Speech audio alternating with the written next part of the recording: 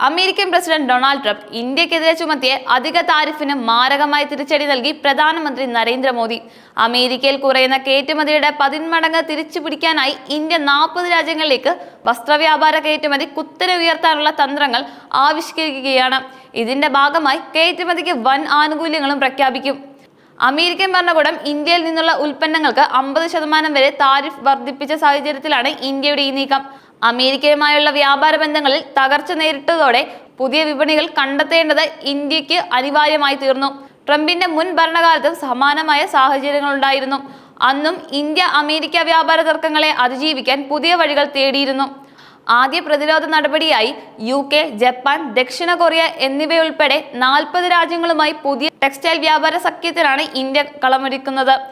ഈ രാജ്യങ്ങളിൽ തുണി കയറ്റുമതി വർദ്ധിപ്പിക്കുന്നതിനായി സമർപ്പിത ആശയവിനിമയ പരിപാടികൾ ഇന്ത്യ പ്രഖ്യാപിച്ചതായി ഒരു ഉദ്യോഗസ്ഥൻ വ്യക്തമാക്കി. Germany, France, Italy, Spain, Netherland, Poland, Canada, Mexico, Russia, Belgium, Turkey, UAE, Australia എന്നിവയും ഈ ലക്ഷ്യമിടുന്ന പട്ടികയിൽ ഉൾപ്പെടുന്നു. നിലവിൽ ഇന്ത്യ 220-ൽ അധികം രാജ്യങ്ങളിലേക്ക് തുണിത്തരങ്ങൾ കയറ്റുമതി ചെയ്യുന്നുണ്ട്. എന്നാൽ UK, ജപ്പാൻ, ദക്ഷിണ കൊറിയ, ജർമ്മനി, ഫ്രാൻസ്, ഓസ്ട്രേലിയ എന്നിവയുൾപ്പെടെയുള്ള ഈ 40 രാജ്യങ്ങളാണ് ഈ വിപണികളുടെ യഥാർത്ഥ താക്കോൽ വഹിക്കുന്നതെന്നാണ് ഉദ്യോഗസ്ഥർ പറയുന്നത്.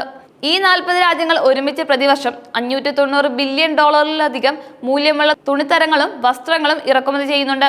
നിലവിൽ ഈ വിപണികളിൽ ഇന്ത്യയുടെ വിഹിതം ഏകദേശം 5-6% മാത്രമാണ്. അതിനാൽ തന്നെ ഇന്ത്യക്ക് വിപണി വിഹിതം വർദ്ധിപ്പിക്കുന്നതിന് വലിയ അവസരങ്ങളുണ്ട്. ഈ സാധ്യതകൾ തിരിച്ചറിഞ്ഞുകൊണ്ടാണ് പരമ്പരാഗത വിപണികളിലും വളർന്നു വരുന്ന വിപണികളിലും ശ്രദ്ധ കേന്ദ്രീകരിച്ച് ഈ 40 രാജ്യങ്ങളിലും സമർപ്പിത ഔട്ട്റീച്ച് പരിപാടികൾ സർക്കാർ ആസൂത്രണം ചെയ്യുന്നത്. ഇന്ത്യൻ എംബസികളും കോൺസുലേറ്റുകളും വഴി ഈ രാജ്യങ്ങളിൽ ഇറക്കുമതിക്കാർ, ടെക്സ്റ്റൈൽ അസോസിയേഷനുകൾ, വ്യാപാരികൾ എന്നിവരുമായി നേരിട്ട് ബന്ധപ്പെടാനും വ്യാപാര സാധ്യതകൾ വിലയിരുത്താനും ഇത് സഹായിക്കും. അമേരിക്കൻ വിപണിയിലെ ആശ്രിതത്വം കുറച്ച് കയറ്റുമതിക്ക് കൂടുതൽ വൈവിധ്യവൽക്കരണം നൽകുക എന്നതാണ് ഇന്ത്യയുടെ പുതിയ തന്ത്രം. വസ്ത്രങ്ങൾ, തുണിത്തരങ്ങൾ, വസ്ത്ര ആക്സസറികൾ എന്നിവയുൾപ്പെടെയുള്ള ഉൽപ്പന്നങ്ങൾക്ക് മറ്റ് വിപണികളിൽ വലിയ ഡിമാൻഡുണ്ട്. ഇത് ഉപയോഗപ്പെടുത്തിക്കൊണ്ട് ഇന്ത്യക്ക് അമേരിക്കൻ തിരിമറിയുടെ ആഘാതം കുറയ്ക്കാൻ സാധിക്കും. പുതിയ വ്യാപാര സഖ്യങ്ങൾ രൂപീകരിക്കുന്നത് കയറ്റുമതിക്ക് സഹായകമായ പുതിയ കരാറുകൾക്കും ധാരണാപത്രങ്ങൾക്കും വഴിയൊഴുക്കും. ഇത് ഇന്ത്യൻ ടെക്സ്റ്റൈൽ വ്യവസായത്തിന് കൂടുതൽ സ്ഥിരതയും വളർച്ചയും നൽകും. ഇതിന്റെ ഭാഗമായി ഗുണമേന്മയുള്ള ഉൽപ്പന്നങ്ങൾ, സമയബന്ധിതമായ ഡെലിവറി, മത്സരവില എന്നിവ ഉറപ്പാക്കാനുള്ള ഇന്ത്യ ശ്രമിക്കും. ഡൊണാൾഡ് ട്രംപിന്റെ സംരക്ഷണവാദപരമായ നയങ്ങൾ ഇന്ത്യക്ക് ഒരു വെല്ലുവിളി സൃഷ്ടിച്ചിട്ടുണ്ടെങ്കിലും ഇത് പുതിയ സാധ്യതകളിലേക്ക് വാതിൽ തുറക്കുകയാണ്. അമേരിക്കയെ മാത്രം ആശ്രയിക്കാതെ ലോകമെമ്പാടുമുള്ള മറ്റ് രാജ്യങ്ങളിലേക്ക് വ്യാപാര ബന്ധങ്ങൾ വിപുലീകരിക്കാനുള്ള അവസരം ഇന്ത്യക്ക് ലഭിച്ചിരിക്കുന്നു. ഇത് ദീർഘകാലാടിസ്ഥാനത്തിൽ ഇന്ത്യയുടെ കയറ്റുമതി മേഖലയെ കൂടുതൽ ശക്തവും സുസ്ഥിരവുമാക്കും.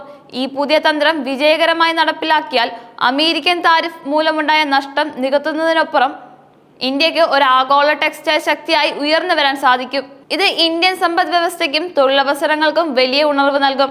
ഡൊണാൾഡ് ട്രംപിന്റെ അധിക താരിഫ് പ്രഖ്യാപനം കേരളത്തിന്റെ സമുദ്രോൽപ്പന്ന കയറ്റുമതി മേഖലയെ ഗുരുതരമായി ബാധിച്ചിരിക്കുന്നു.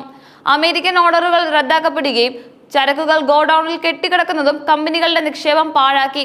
ഇത് തൊഴിലാളികളുടെ ഉപജീവനത്തെ ദോഷകരമായി ബാധിച്ചേക്കാം. അതേസമയം ചൈന ഉൾപ്പെടെയുള്ള രാജ്യങ്ങൾ വിലപേശി ലാഭം നേടാൻ ശ്രമിക്കുന്നത് കേരളത്തിലെ കയറ്റുമതിക്കാർക്ക് ഇരട്ട പ്രഹരമായി.